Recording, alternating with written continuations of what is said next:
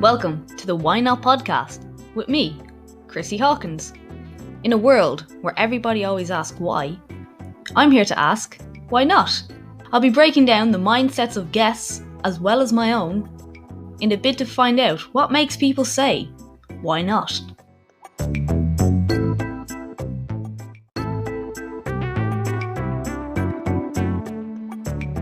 Hello and welcome back to Why Not. So today I have Stephen Dallas. You may know him from the Shane Walsh Fitness podcast. He's one of the coaches with Shane Walsh. And we are here today to talk about the psychology of fat loss and a lot of different things that people may not think about and how it's a little bit deeper than just losing weight. And how people need to be a little bit more patient. And also we talk about motivation as well, because people are always relying on motivation, but it'll get you nowhere if that's what you're trying to do. So as ever, I would like you to sit back and relax or watch and listen. But here is my podcast episode today with Stephen Dallas.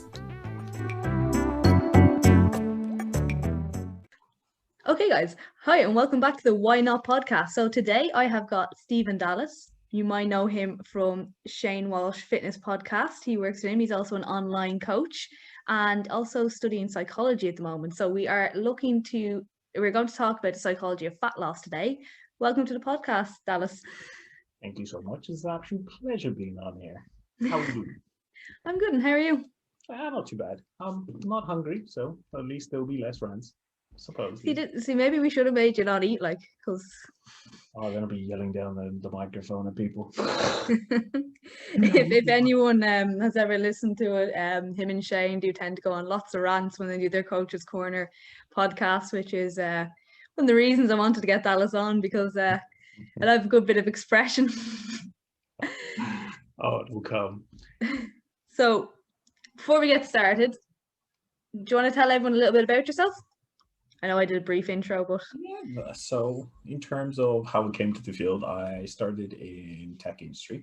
So I used to work in tech support, helping installers put in fancy equipment in the field and help them through that way. So I went through in terms of studying to be basically a techie or a nerd in a sense, going down that route, which was interesting because at the time it stemmed from myself being sick as a teenager and I had no ability to play sport, which was like my life at that time. And then as I couldn't do much on that because of health reasons, I went into computer side of things and kind of used that as a way to kind of keep myself somewhat sane. I wouldn't say I'm a purely sane person, because who is in this day and world, but use that as a way to get myself my job, kind of went through there, kind of got on that side of things. When the longer I was in it, or should I say, I got to the point where I just couldn't stand it. I wanted more people communication. I wanted more in-face ability. I wanted the kind of more progress through certain aspects in life. And I was just missing something for myself on that one. And I was like, a lot of what I dealt with was people's problems. Not that that's an issue, but the problem is when you're coming to work and you've got voicemails waiting for you with someone screaming down the phone about stuff not working, it's not something you want to keep going on. No, I can't imagine. Yeah, so it's just like there was a time where it was like you dread coming to work, and I'm a fundamental believer in the sense that the things you do should at least give you some inspiration in your daily life, and they shouldn't 100% take everything from you. So I'm like, if you're dreading going to work, that's a problem. That things could be either from a perception should be changed, or fundamentally it should be changed. And I started having health problems from that point as well, because the stress was high and dealing with that was annoying. So I had to find a way to lower that and improve my sleep. And one of those was turning to exercise and actually rekindling my love with exercise again and kind of working through that. So what that allowed me to do was get back into a gym, play a little bit of sport, because I consider the gym a sport. And allowed me to kind of work on myself, but at the same time lower my stress. And I found that during my breaks at work, I was more intrigued about going into the fitness. I was reading more and more about it, getting, I've got it sitting next to me right here, Exercise and Physiology by McCardle and Catch. So going through the book, started reading more about how physiology works and going like, oh, this is interesting, because then I could apply it to myself quickly when I started understanding these processes. And then from there, that kind of got me into getting a trainer. And then from getting a trainer, it was more of a, oh, actually, I really do enjoy that. So I left the tech side with a nice goodbye. I've got 30 days leave, take my 30 days leave, not seeing you again anymore. And then went to become a trainer. So that was the first aspect into it. And then I think it was about 2 years after that, went to do MNU to be a nutritionist. So that was that nice little part. Start realizing that, yeah, you can know the ins and outs of trainings, but what happens when you don't see the other person for the other 23 hours of the day? And that's when nutrition came in. So it's like, okay, I need a better concept and a better grasp of the intricacies of this. It's like, I can do it for myself, but applying what I do and giving it to other people is a fool's errand, because what works for me is not going to work for you. Yeah. So that was the step on that side to the nutrition part. And then finishing that and going through things, started implementing more of that, working on more nuance based nutrition, and then ran into another roadblock, which was, you can train the person, you can teach them how to diet, you can teach them how to eat, but if the mind ain't willing and the mind's not up for it, ain't anything gonna change. And that was the kind of route into the psychology aspect, where it's like, right, if you need this triage, if you've got this idea of actually truly want to help someone through their journey, you need to not only understand where they're coming from mentally, where childhood trauma could have played a part to some of the behaviors, but also how the behaviors are actually developed. And then how can you intertwine the exercise as well as the nutrition that brings it together, that creates that more fulfilling aspect to the person. So that was a short enough introduction. Was it when you were going into the kind of fitness, or when you've done the fitness nutrition, was that what led you to psychology, or was it something that you were already always interested in? Psychology is an interesting aspect because I like questioning things. So if you talk to my wonderful girlfriend, she would always tell you, I love asking why. I love telling me, tell me more, click into that, explore that, because I've got a curiosity about the understanding of a person. It's, why did you say the words that you said? Why did you look that way at a person? Why did you not do the things that you said you're going to do? All these things are very intriguing. So it's like, I've read about psychology, I've kind of watched a lot in it, and then used some of that as I kind of went through some of it to try and help people, and realized that I was still fundamentally not equipped to help. So it was already there from a curiosity standpoint, but then going through more of the fitness and nutrition really kind of push that aspect out and went, right, okay, I need to go into this, because what I want to do and how I envision what people need from fitness as a whole needs to be expanded. So that was a bit of an interesting one, when you're like, yeah, okay, this is where I'm probably going to have to go. Yeah. Have you noticed the big difference since you started it? Oh, lordy, yes. I mean, everything becomes questionable now. I'm like, everything can be linked to some form of behavior. You can, depending on like views you ascribe to. So you can go like, right, a lot of our behaviors can stem from childhood, from how your mother and your father brought you up, or how any of your caregivers in general have brought you up. So it's like how secure of a base, how close you were, how much love and affection you got, how much touch you got, predispose you to certain aspects through life. So we can see that those who aren't predisposed, or should I say not predisposed, those who haven't had the best of um, child raising. So in the sense that their caregivers weren't always there, didn't pay a lot of attention to them, didn't help calm them down. We often see that later in life, they struggle with school, they struggle creating friendships. And we see in adulthood, they struggle to maintain relationships, because there's no sense of base there. There's no sense of secureness there. So we can see that there's a certain predisposition if your caregivers have acted or helped you in a certain way.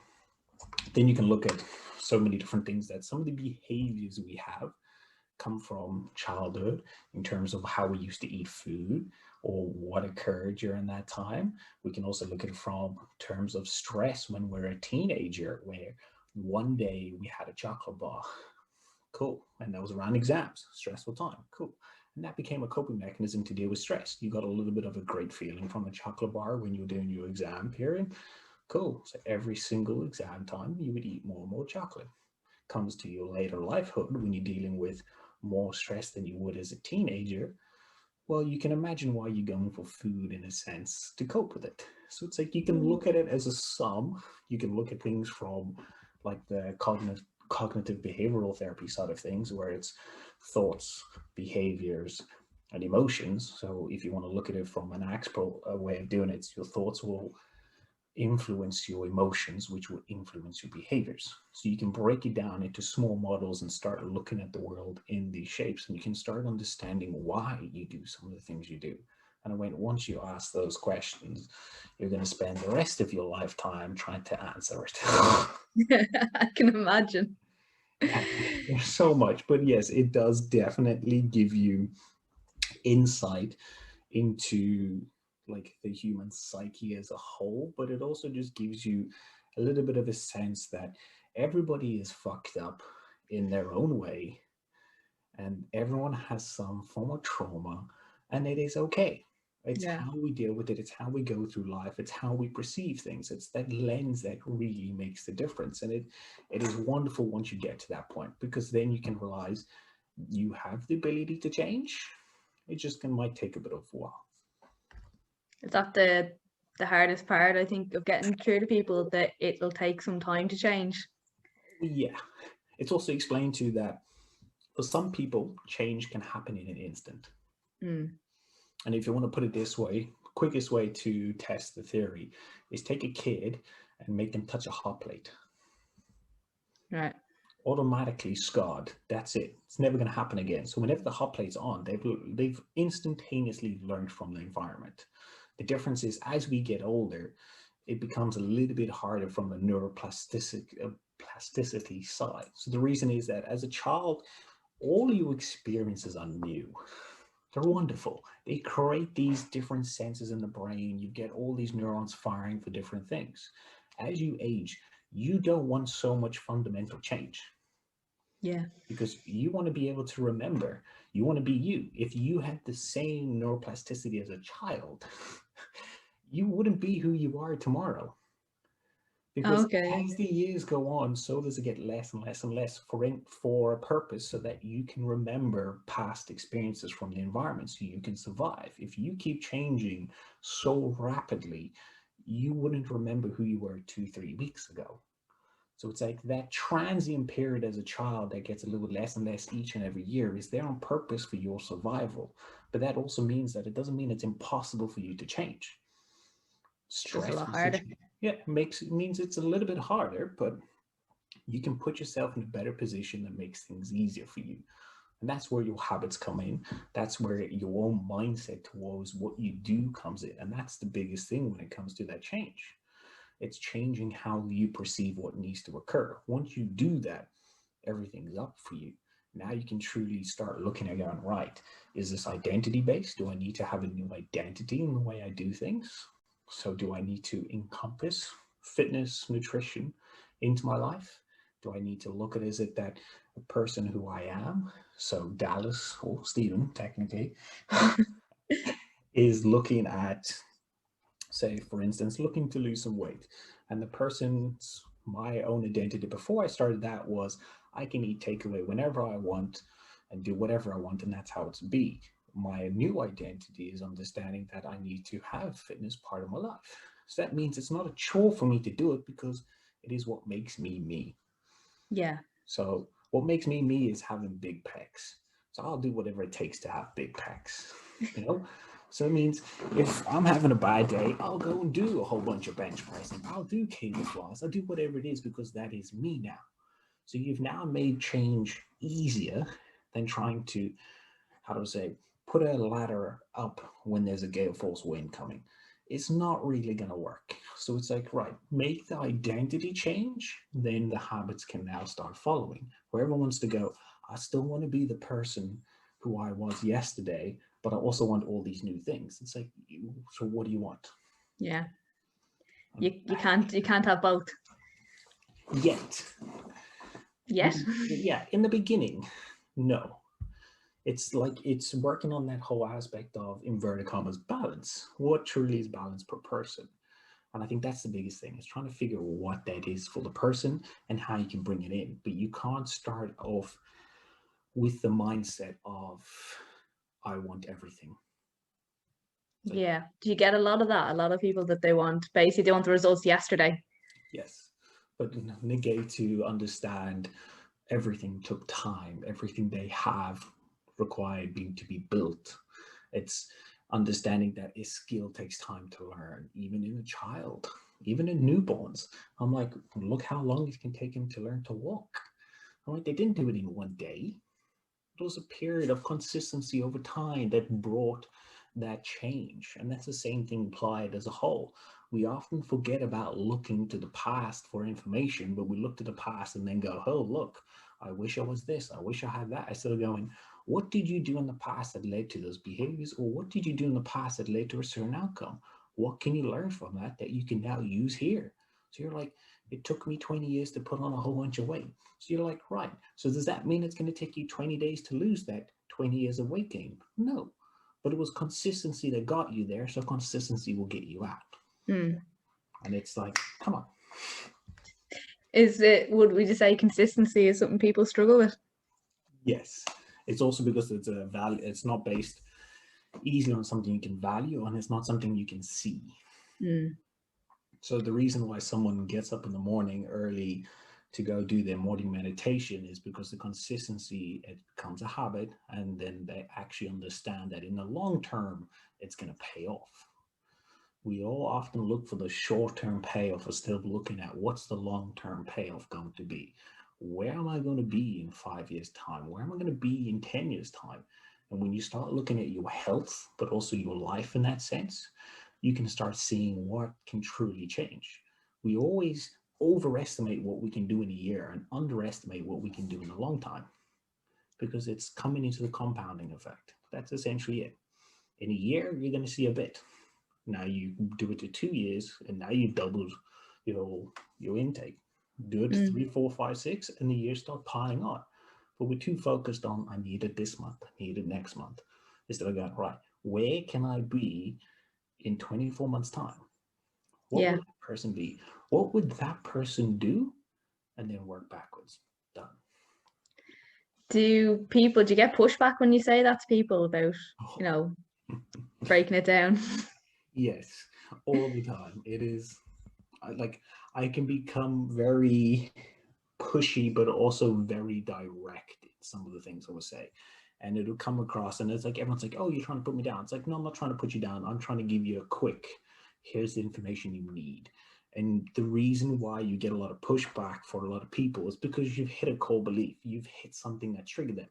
So an easy way of looking at this is, if you were watching TV and some politician said something you didn't like, and it aggravated you within seconds, that's hit a core belief. You've got a fundamental idea about how the world works and how you see the world, that because what they said automatically triggered you. So that means, like, you need to step back and go, right, why was I triggered? Where did this come from? So it's like, I'm saying these things to a lot of the clients so that they can get to that trigger point, and they get, and I'm like, good. Now you know what the trigger is. Yeah. Now you can work on your core beliefs. Now you can work on yourself so you can be better in the long term. But it's not something that everybody can take, because a lot of people are not used to having direct honesty and someone going, there's the pain point. Yeah, people don't like that, do they? They just want you to go, no, it's all right, you're grand, don't worry about that, as opposed to going, no, look, this is an issue you might need to sort. Well, yeah, it's also, it's that aspect, as a coach as well, you've got to think of the long term with the client. So it's like the whole aspect of exercising so you can eat more, works. 100%. I'm never ever going to deny that, because like you can go do a 40-kilometer run today and I can guarantee you can eat quite a bit because of it. But sustain that for the rest of your life, not so easy. Yeah. And that's where things develop now. So you got to think about it. The person is going, yeah, well, I went for a 5-kilometer Monday. I did a 12 on Wednesday. I did my training Tuesday, Wednesday, Friday, and you're doing all these things, and you're going like, right, oh, and your food, yeah, it's all over the shop. So then you got to think about a 1 week occurrence, not a problem. But if you replicate the behavior to 1 year down the line, is exercise now an ability for the person to eat whatever they want, or are we using food as a way to cope with things? So you've got to look in the long run, and that's as what a coach is looking at, going, there are some methods we're going to employ that you're not going to like, but they're stopping you from going to this extreme where something could be problematic. And that's what people don't like either, because when you point that out, it's like, yeah, but I feel good at the moment. But it's like, I don't care about the moment. I'm caring One. about 24 years down the line when you have kids, and you're perpetuating this behavior to them. Like, now you're setting up even people to be in a further situation of issues. And then it's just a triple effect down, dip, dip, dip, dip, and you're like, no, please don't go down that road. Yeah, because the kids pick up off the parents what they do as well. Oh, it's one of the biggest things. It's why like myself and Shane have had conversations about not having mothers track. So no calorie counting if you're a mother.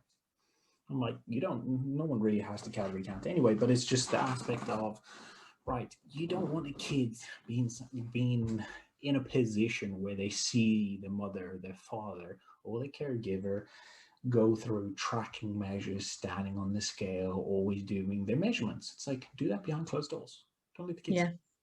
And it's like, because they will pick up. And for instance, like one of the clients, when she started, all we got her to do was put out a bowl of fruit.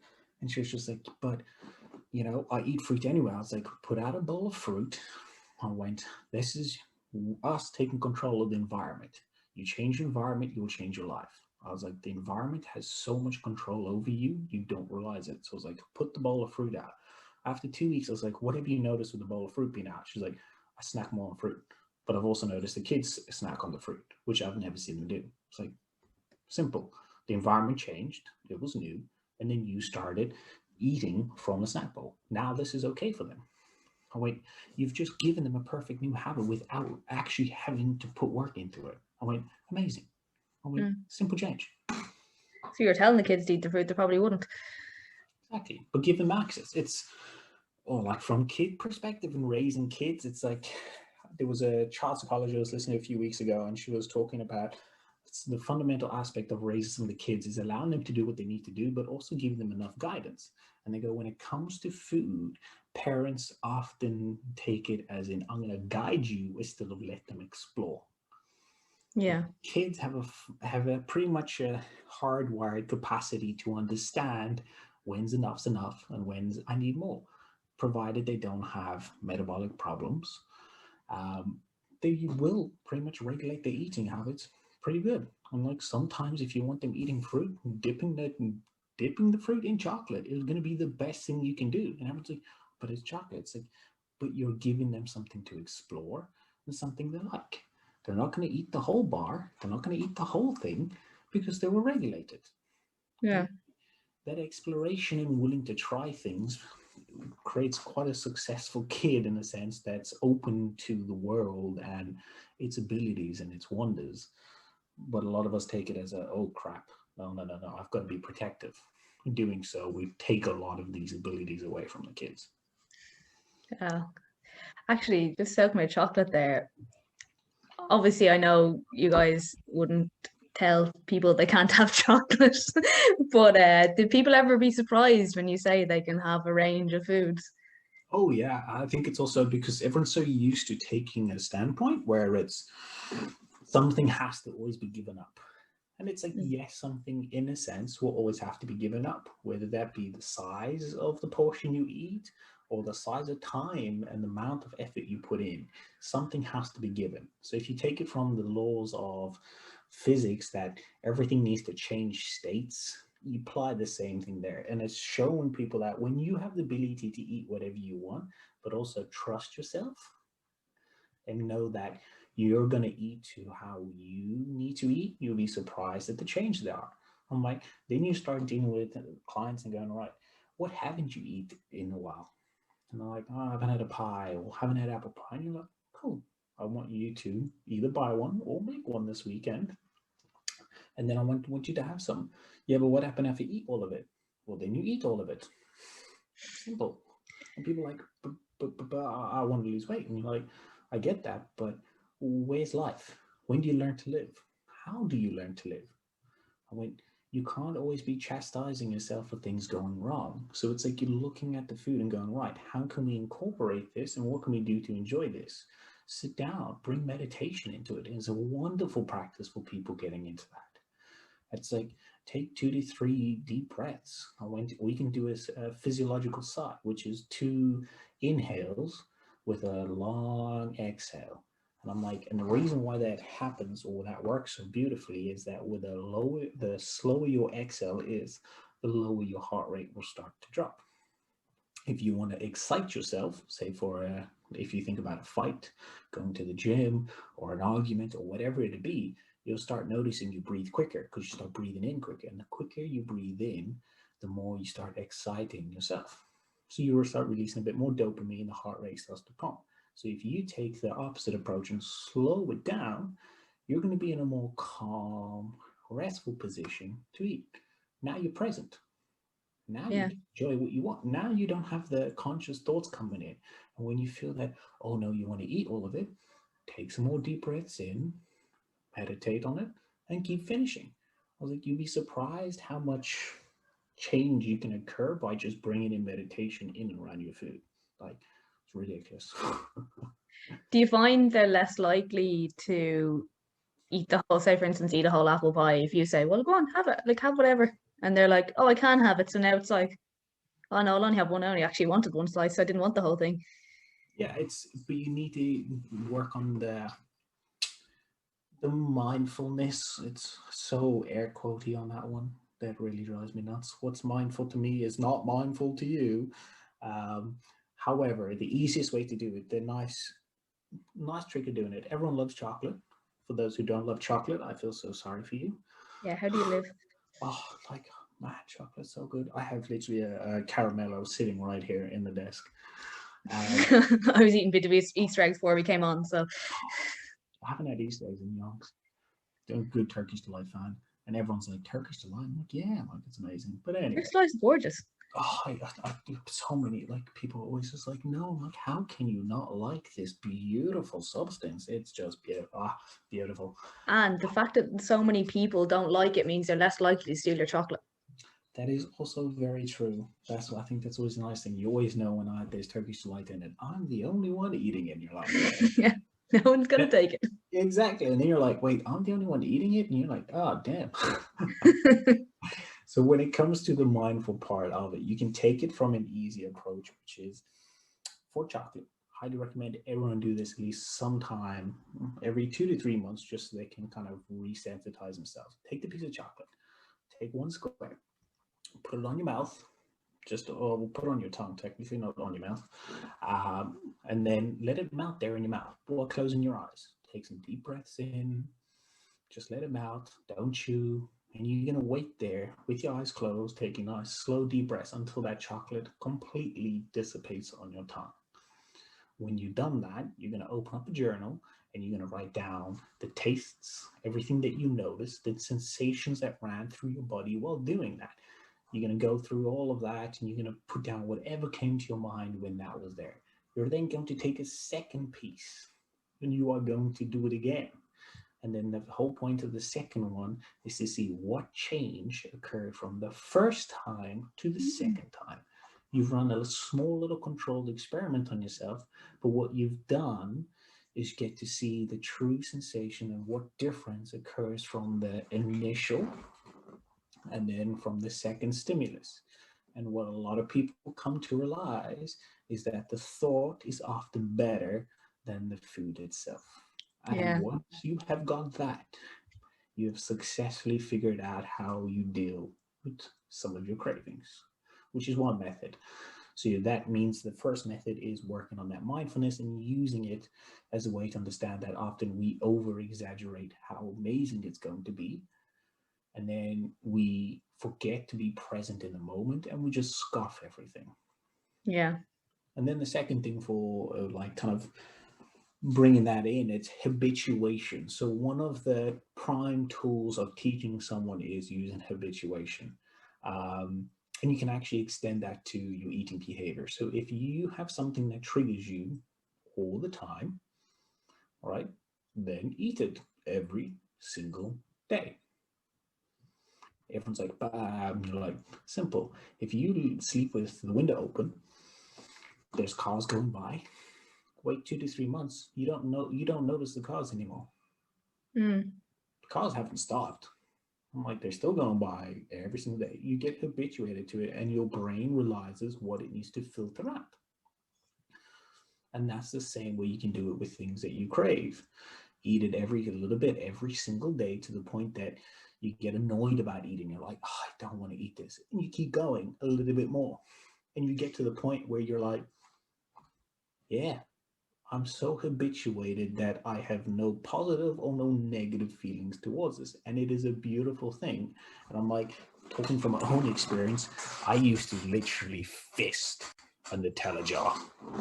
Oh, really? Oh, Nutella was the thing. Like if I walked past the kitchen, I would need to get. If like, I was anywhere close to the kitchen, I needed the Nutella. And it was just a habit that triggered from doing it over and over and over as a teenager. The difference is I was playing sports. So, I was making it up. Not in adult life when you don't have that same amount of, I'm going to run around like a nut job. It doesn't happen. So I went, the easy way to overcome that, every single day, there was either toast with Nutella or me eating some Nutella. And it got to the point that it was 74 days. I went, I've had enough. I'm like, this sucks. Like, I don't want to eat Nutella anymore. And I went, I can have Nutella sitting in here for months before I finally finish it. Habituation is a beautiful tool. Use it wisely. So it's like bringing the mindfulness and the habituation. You can see how you can improve a lot of your eating habits just off the cuff without you actually having to do much to your own mindset and how you see and perceive food. I suppose you get that as well when you're eating in general, isn't it? Like trying to be mindful with eating, like not just hoovering. But like, I think it's a lot of us, we sit in front of the TV and watch something and then eat. That's going to be a problem. So we're not completely cognizant of what we're doing. So that's going to be a big problem. But we also forget that if you sat down at a table with a whole bunch of friends, a whole bunch of family, and had a conversation and ate, you'll notice how long it takes you to finish food if you're talking.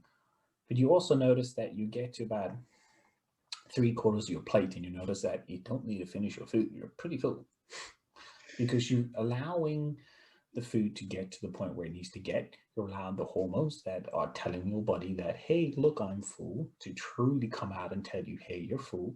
But you're also allowing the mindfulness and the experience to take over. Yeah. And that changes the way you eat food.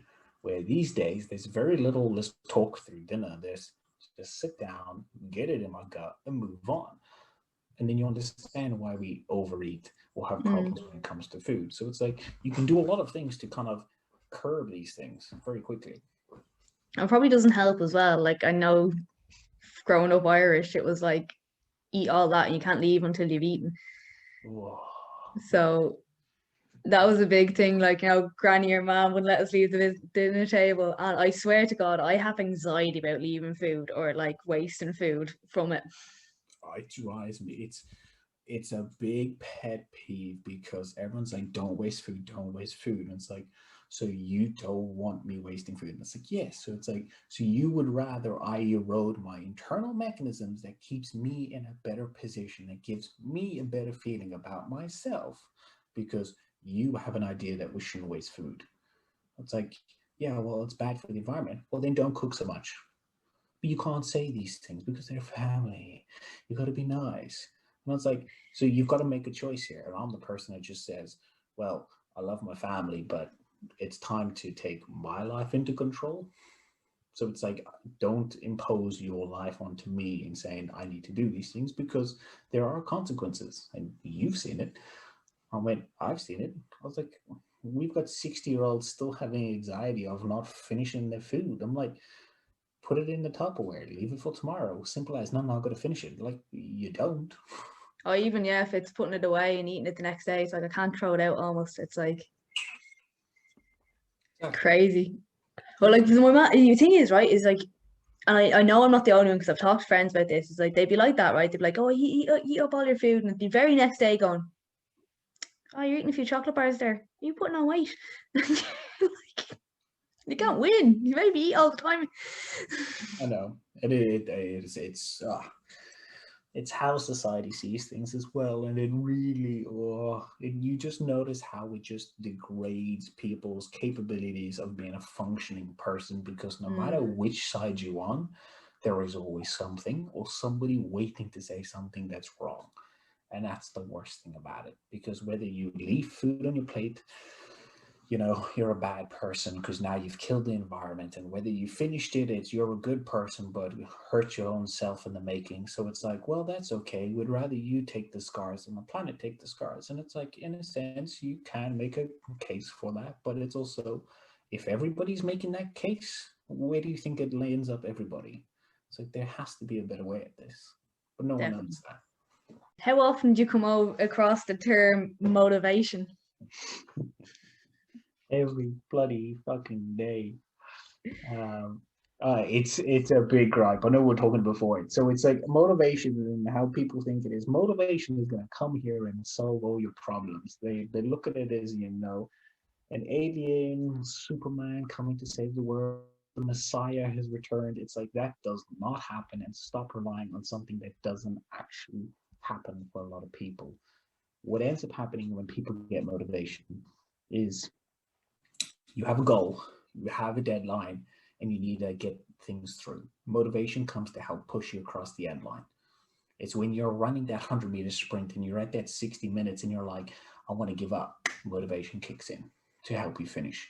Motivation cannot be there from day zero, and it cannot sustain you through the whole thing. And that's where hard work, discipline comes in. And hard work doesn't mean that it has to be backbreaking. It means that you need to be consistent to it. And every single time someone goes, oh, I don't have motivation, it's like, no, you don't have discipline. It's not the Mm-hmm. motivation. You don't have a want for the goal. You don't have a value for the goal. The goal that you set yourself for comes down to two simple things. It either has lowered in value, or you don't believe you can achieve it. Answer that, and you've literally figured out exactly what you need to do. If your value of the goal has gone down, you need to ask, why does this goal not matter to me? So if that's in weight loss, it's, why does weight loss not matter to me anymore? And then if it's based on you not believing it, it's, why do you believe you cannot achieve it? And that's the simple aspect. Once you solve that, oh, look at this. Progress starts happening, motivation kicks in. And that's the big thing there. Motivation always is a byproduct of you moving towards your goal.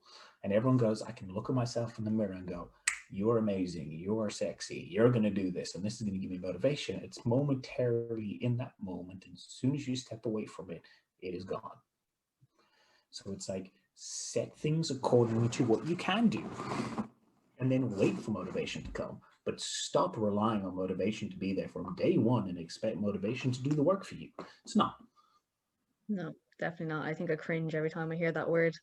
Do you think the issue is they have an issue with setting goals in the first place, and then they're like, they don't actually have a set goal, so they're like, motivation will get me to this unknown goal that I don't know what I have. Oh yeah, it's like using other people to set your goals. So like, my partner is losing weight, so I should lose weight, or my friend said I need to lose weight, so I'm going to lose weight on that. Not wanting to it, not having good enough values, i.e., not knowing how what your goal fits into how you see and perceive the world, is a big aspect. And also just going outlandish with your goals, where someone goes like, I want to lose 40, 50 kilograms in like the next 2 months, and you're like, yeah, good luck with that. That's not going to happen. You're No. like, well, you're not living on a planet where that is going to actually work. And it's like, if you wanted that, go fly to the moon. You would already weigh half. There you go. You've lost weight. Move on. But it's the aspect when it comes to it is looking at it from a key understanding that when you're setting your goal, you need to understand that there is a perfect point for setting goals. Too much difficulty, you won't get to it. Too little difficulty, you won't get it to it either. You need small incremental difficulties for you to get there. So it's a step ladder approach. It is going up a pair of steps. You don't jump from step 1 to step 20. You take each little step and you get there, tying back in consistency, of course, but it's like when you look at your goal as a product of who you are and how you're going to achieve it and work back from it, you can make so much change. But we often don't spend enough time looking at the value of a goal. How does it tie to us? How do we look at the goal and how do we perceive it? And what is needed for us to get to that goal? We just go, eh, that's what I want. And then I you, want to lose a few pounds. Why?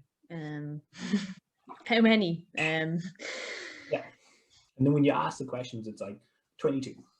And you're like, so you just picked a number out of thin air. They're like, yeah. And you're like, so let's look at it. If you lost £1, what would change in your life? Nothing. And you go, okay. If you lost £2, what would change? Nothing. But if you lost 10, oh, I think I feel a bit better about myself. So you go, so how come from £1 to £9, nothing changed? And suddenly £10 changed because I've lost £10. But I was like, but the habits you've put in place to get from £1 to £10 have actually changed you. But you're focusing on what here? How they look. Exactly. Yeah. I'm like, I'm sorry to say, but looks are ever fading. So it's like, I would love to say I'm going to be sexy for the rest of my life, like with everyone, but it's not going to happen. So it's like always looking to do something that is completely fleeting. Doesn't mean you can't get some worth out of it, but we base it on how other people are going to look at us. Because it's like, no, people will ridicule me if I don't look a certain way. People won't be happy if I don't look a certain way. It's like, what about what's changed? £1, you learned how to eat the food you like. £2, you learned how to eat with your kids. £3, you've got a better relationship with people around you. It's like each subsequent pound, something has changed and your life has transformed. But all you care about is, hey, Jenny down the road said I look great. Yeah. Don't even like Jenny. Exactly. Ass. What an ass. It's so true though. It is. It's like putting so much on what other people are going to say about you, or like that can hold people back. Do you ever get those like backhanded compliments where like, "Oh, you're looking great now, but don't lose too much weight." Oh, yes. And then you realize that it's more of a reflection on them than it truly is on you. And if it did trigger you, like we were talking earlier, it's like, why did it trigger you? And that's a hard question to answer because people don't want to do the uncomfortable. They don't want to make the uncomfortable sexy. When the uncomfortable becomes sexy, things change. And it's like we often see this when you look at the sum of your weaknesses and you work on the sum of your weaknesses, you become better as a whole. Instead of looking at your strengths and going, I'm going to make my strengths so goddamn strong, nothing can touch me. And you go like, yeah, but if a little butterfly came and touched your shoulder, you'll freak out and have a fit. Well, come on now. Are you really that strong? So Yeah. it's like, what are you doing here? You're trying to build a foundation to only allow you on one side of the building and forget about the rest of the foundation. It's like, work on these things. And that's what happens. So it's like, understand that some of the comments that you will get are going to be a direct reflection of how the person feels about themselves and you. And they're going to portray their internal core beliefs, their internal understanding of the world, and place it upon you. And then from that aspect, you can go, if they're triggered you, why is that triggering you? What can you do to have a better understanding of this? Or what could you do to make sure that it doesn't trigger you in the future? I mean, a lot of introspection, yes. A lot of uncomfortableness, yes. However, the dividends it pays is ridiculous. Is there any techniques you find really work well with people and getting them to deal with those issues, or is it really just case by case? Because I know it can all be different depending on the people. it's case by case, but it's also, you can use like the ABC method that's often used like with like anxiety and everything. So the ABC is antecedents, behavior, and consequences. What came before, what was the behavior, and what was the consequence? You write that down. And by simply writing it down, you can see what was the trigger, what was the response, and what came out of it. So now that you can see that, and you've written it, and you can put it in your hand, you can go like, what do I need to do so the consequence is not me freaking out, me feeling bad about myself? Do I need to change my behavior, or do I need to change my perception? Yeah. Because you can't change the trigger in a sense. You cannot go near the person, for instance. You can go like, I'm not going to talk to the person. Sure, you can. But that's not a viable solution because you're only postponing something like that happening again. So you go, right, does my behavior or my perception of what occurred need to change? And from there, you can build upon. You can go like, right, now you affirm yourself. You can use an affirmation going, I am wonderful, I am good, I look good, I don't have problems, or whatever they said, and go, that is a reflection on them and not me. Now you've just taken something that can knock you and turned it into a positive that allows you to carry on with your day. And so it's a simple, quick, and easy method you can use throughout the day. Highly recommend people do spend some time doing it. You'll be surprised at some of the things you see, and you're like, oh, you're like, I didn't realize that. But it will give you some insight that you can then use throughout life and with other people. Or a simple one is when someone says these things, take a big, deep breath. And I'll say it a lot of time. I'm like, you'll be surprised what taking a little deep breath and just removing yourself from the situation will do for you. Like, Yeah. fundamentally, so much can be controlled by taking a deep breath or doing some form of meditation. And it's, oh, yeah. You're like, you're having marital problems. Take a deep breath. Or when you often want to lash out because you're in anger. Take a deep breath. When someone said something annoying to you, take a deep breath. And when get yourself out of that response mode where you want to attack and you feel attacked, and bring yourself back down to a non-stress position where you can actually formulate an understanding of what occurred. And that's what you're trying to do. It's pull you out of that, I want to say something, I want to do something. It's take you out of that. Calm down. There we go. By the river, enjoy. And that's what you're using on a daily basis to not only mitigate your stress throughout the day, but also to help you have a better life. Because if you're continuously being clicked on and triggered, I can guarantee you're also going to have a struggling time with food. You're going to have inappropriate like amounts of sleep. You're going to have a higher aspect of long-term memory being decreased over a period of time. Blood pressure will be up. Like your risk of comorbidities will be up thanks to all those stresses. So it's like spend some time to just relax, breathe. Pretty simple. How do people react to you saying that? Like, deep breaths or meditation, are they more open to it now, or is it still a bit of a It's still iffy. Some people, and it also depends on the personality type and what they've gone through. Some people are very happy to give it a go, but it also requires a bit of framing. So the way I like to look at it is, if you and anyone is listening are having a bad day, your boss has sent you an email and has said you've done something wrong, and you start getting that stress response, and then as suddenly after you finish reading that, you get another email from your boss saying, come to my office. I went, your stress response is going to be through the fucking roof. Your sweat will do there, your heart rate will increase, blood pressure will skyrocket, cortisol is released into the body to start mobilizing energy for you to literally jump out the window because it's the point of the stress response. You now have to have a chance. You can go to his office in a stress state, or you can go there with a clear-headed mind and potentially fix whatever just occurred. And then you give the person, which option do you want? And the person's like, well, I would rather be in a clear-headed mind. You're like, perfect. Sit down, close your eyes, and I want you breathing in.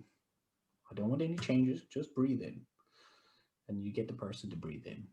And then you're like, right, next. I want you focusing on your deep breaths in. You can choose between focusing on the inhalation by your nose or your stomach moving up and down. Keep doing that and breathe. And you see, the longer you do that, the person's heart rate will start coming down. Stress will start to dissipate. The person brings a little more clarity to themselves. And it's a simple practice. It takes 5 to 8 minutes. For some people, you can go on for 20 minutes if you wish. And all you're doing is focusing on the deep breath in. And you've mitigated that whole problematic shitstorm that would have occurred if you went into your boss stressing about what just happened. Now you can go into the office with a clearer mind. But you can apply this same technique to any part of your life. So that means that when I had exams a few weeks ago, I was bricking it 20 minutes before. Even even if you spoke to a girlfriend, I've been doing study for a while now, it's not a problem. But I always still have that initial spike. That's normal though, isn't it? Exactly. But the difference is 10 minutes before, I put on My Presence by Eckhart Tolle because I love the way he guides you through it. And the music is perfect in the background. And did my 10-minute breathe work. And started my exam. Absolutely beautiful, stress-free, and did it. No problem. It's one of the most relaxed I've ever been in forms of exams. And for every single one after that, did the exact same thing. And I was like, it's the same practice used in other areas. It's like, that lockdown is going to occur again. And everyone's like, oh, they're taking it, everything that's robbed from me. It's like, nothing was robbed from you. You have your health. You have everything about you. You still have your family. Nothing was robbed. Sit down, breathe, clear your mind. And everyone's like, oh, this is all hippy-dippy bullshit. And you go, until you start looking at what the science says behind it, where meditation lowers stress, where meditation brings a better form of health to the person, allows you to actually mitigate some of these aspects that our chronic daily life occurs. And it's an easy one, yet underutilized. I would have been a bit funny about them before, and I've brought in some little practices through the last while, and it makes a difference. And it is hard to switch off when your mind's doing 10 different things, but at least it can bring you into one state for a bit. That makes sense. You remember, you want to take control. It's the little moments that make the big things. And I was like, one of the clients today, we were having a conversation about how much she works. And I was like, so where's you time? And she's like, oh, I have my time after 5:30. And I was like, really? Yeah. And then she was like, yeah, and I'm also checking emails. So I was like, so you're not actually having you time because it's always in the background. So I'm like, so effectively you're working a 14-hour day. Yeah. And then you're wrecked and then you want to go sleep. So I went, so you don't actually have you time. Yeah, but I do when I walk. Okay, how long do you walk for? 20 minutes. So 20 minutes out of a 14-hour day, possibly up for 16 hours. I'm like, those numbers need to change. Yeah. And it's like, that's where that meditation is. It's finding those moments that you string together that change everything. You want to be present. I'm like, you don't want to always be looking at the past, and you don't always want to be looking at the future. It's like, you want to be here to be able to understand what is occurring now. You want to be able to live in the moment. We can always go on a tangent about determinism, but we won't on that one. Everything's determined. Yeah. Yeah, I suppose being present is quite hard at the moment, isn't it? Because we're always plugged in. Like you said, your client there, she finishes and she's on her emails on her phone or whatever. And the same thing, even if it's not work related, we're on social media all evening going, oh God, look what they're doing. I look what they're doing. And how come that person in Australia can go out and I have to stay in my house? Yeah, I know. And we create these scenarios and we catastrophize them on such a broad level. And it fundamentally sets you up for so much problems. It's like I will have so many rants at clients for this, and I'm just like, if you are getting stressed out on your Instagram, Facebook, Twitter, Snapchat, Tinder, Bumble, LinkedIn, I'm like, how many other social medias are there? Who knows? TikTok, don't forget TikTok. TikTok, there we go. Vine, back in the day when Vine was a good thing. If you are getting stressed out from that, you need to audit your feed. Like, period. If you're spending 5-6 hours on social media and it's not your job because you're trying to just look at other people's lives, get off social media. It's like you are creating a problem for yourself that you don't realize. That if you wake up in the middle of the night because you can't sleep and the first thing you do is pick up your phone to look at social media, you have a problem. Yeah. It's like, address this. And it's like, you're creating issues along the line. And the nice book about that whole point is Digital Minimalist by Newport. And he was talking about a wonderful thing about it, that when you have someone creating a social media, especially Facebook, and one of the researchers who came up with the idea with the like button, and it was just like, if you talk to her about her experience creating a like button on Facebook, she was like, yeah, it was a great idea and I really thought it'd be a wonderful thing. And he goes, talk to her 5-6 years after, and the time he wrote the book, I think it was almost 7 years after he wrote the book, and what her thoughts were. And she was like, it was the worst thing I've ever done. Oh, really? And she was like, because now I put a monetary aspect to what people say. It's, I got 20 likes for saying that last week. I got 100 today. I must do this. And now you reinforce behavior. And it's a classical way of teaching. That's like how often classical conditioning, it's how we would teach dogs, Pavlovian dogs with salivation. Humans, in effect, are the same aspect. So it's like we conditioned society to understand that if you want worth in life, if you want connection, you need a certain amount of likes. Yeah, that's true. Now you've just fundamentally screwed everybody over. It's kind of a good thing that Instagram took away that you can't see how many they are, but you can see. So you can look in and go, so no one else knows I only got 4 likes, but I can look at it and go, Exactly. But then that's the thing, like for my business, I've got like the business profile on it. And you can see insights, you can see demographics, you can see all these things. And like, I'm like, this is dangerous. Yeah. And I went like, because I'm as a person looking at this going, right, what happened if someone has to see this? What happened if I'm on a bad day and I'm not in a good thing and I'm just like, man, I really thought this post would be connecting with people. I really thought this would help and it didn't. And I see the numbers of likes and I see who it addressed, and then that's it. That's my hook. Yeah. That is it's not hot. And this is the thing, you got to look at it. There's a lot of good about these platforms. There's also a lot of negatives, but you need to curate your feed that way it works for you, not against you.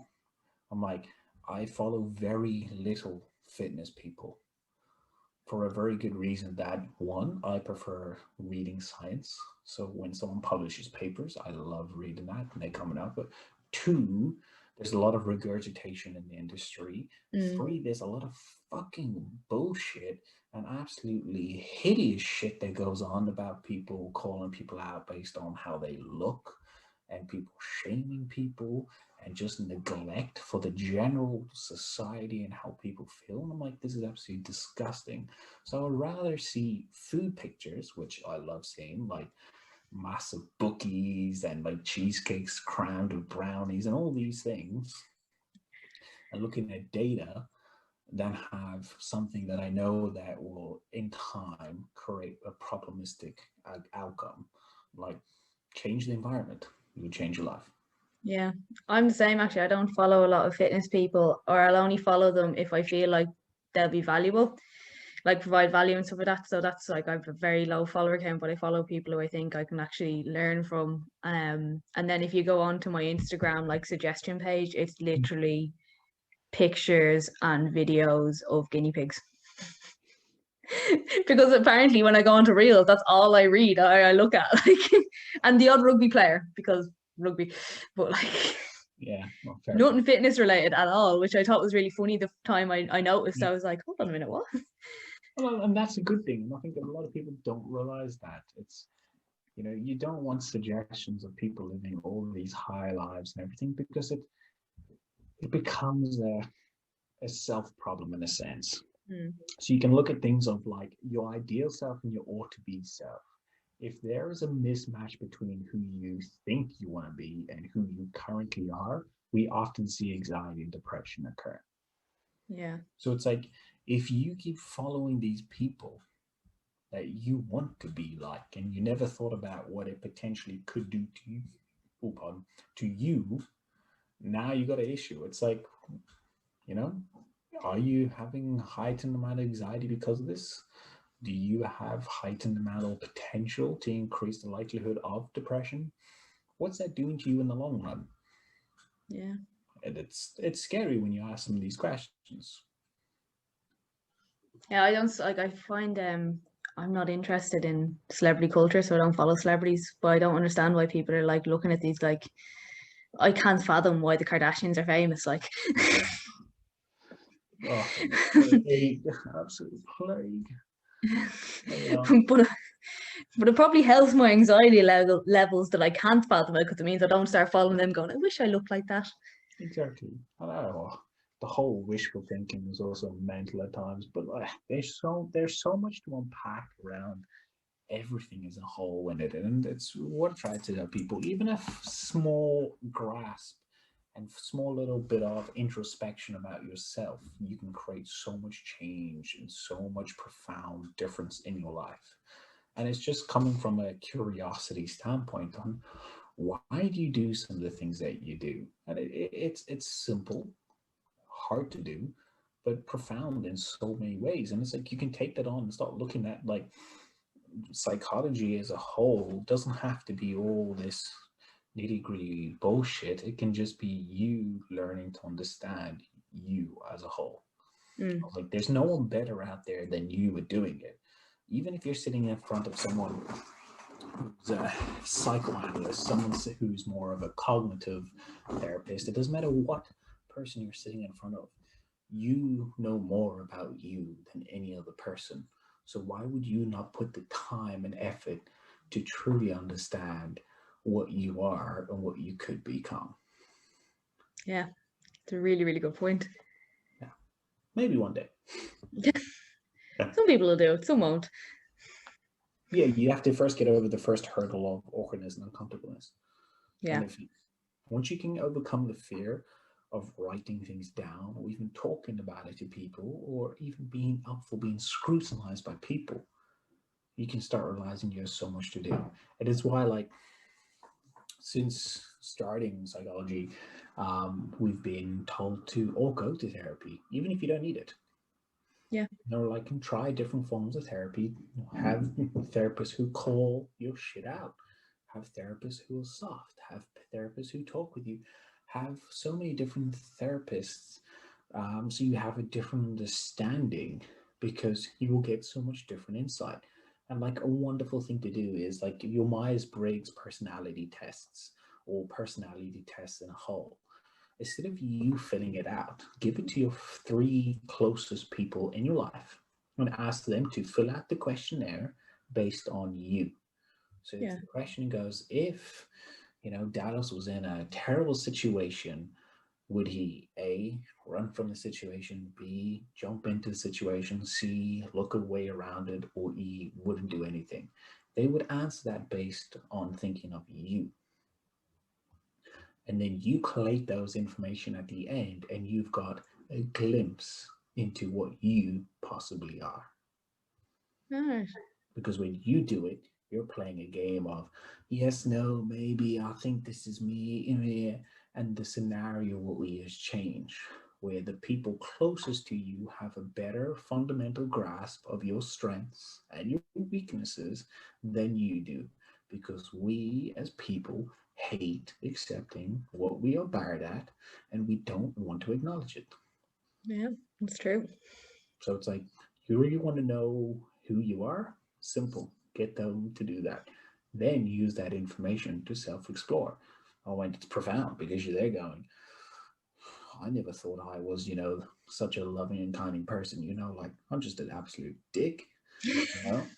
And it's like, okay, there is elements there. And you realize that, okay, cool, being a dick is just me trying to, keep everybody at a certain arm's length. You can look at these ways of coming at the world and going, all right, cool.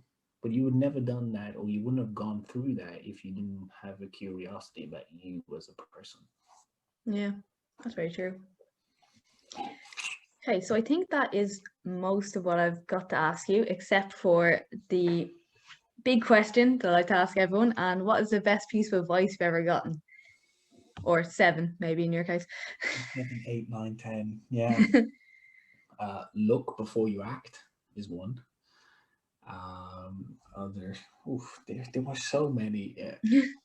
Just fundamentally, it's understanding that the best advice is just think about who you want to be and think about what you want people to say about you when you're gone. And if they are going to say something bad, well, then clearly you need to change. And use that as your guiding measure through life.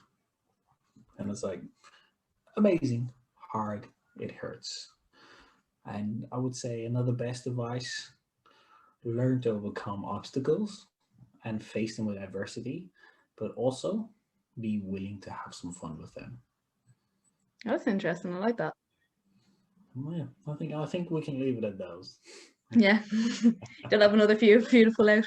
I was just keep going. It'll be like, well, then there's that one time, and then this time, and then you can use this. It's like, like life's beautiful and amazing, and it teaches you so much lessons that very few of us actually pay attention to. And I know, like Ryan Holiday talks about in Obstacles Away and Becoming Stoic as well, that life will find a way to give you the same obstacle until you've learned the lesson. And if you put it to the way a child is, a child has to learn to walk. It has to overcome that obstacle. It goes through it day in, day out until it's learned its obstacle. And from that day forth, you will be on a path that life will always be an obstacle. But that is what creates the beauty. That means how you deal with the obstacle will truly give you different insights. How you approach it will give you insights. What you refuse to do will give you insights. And through that, you see a true beauty, a true spiral through life that could open up in many different directions. So it's like, have fun. That was very good. I like that. So thank you again for joining us today. Can you tell everybody where they can find you? You can find me on Instagram at Define, so defined by SD. If you wish to be any form of coaching, any terms of talks on psychology and nutrition, you can always sign up for coaching at Shane Walsh Fitness. But yeah, if anyone feels like just dropping a message and you want to have debates about determinism, denialism of life, or anything on that side, by all means, the inbox is open for anyone. That is brilliant. Also, as usual, you can find me on Instagram and TikTok at chirssyhfit. And there was one other thing I have to say to you, and I was told to tell you this from Shane, that say to tell you you've got small arms. I was like, I'm waiting until the end of this. I'm not saying this beforehand, but this was all from Shane. He told me I could blame him. Yeah, I can't wait to have a conversation with that one, you little shit. That's it. Back to bites and curls and go. All right, so we wait for the next drama now in Coach's Corner. Oh, definitely. I'm keeping it for that one. Okay, thanks again for joining us, Dallas. More than welcome. It's been an absolute pleasure. Thanks for having me.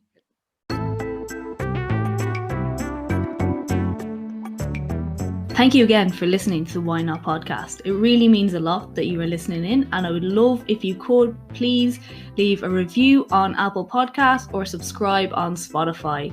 And always, I'd love to hear feedback personally, so if you do want to leave me a message and let me know how you found the podcast, please do.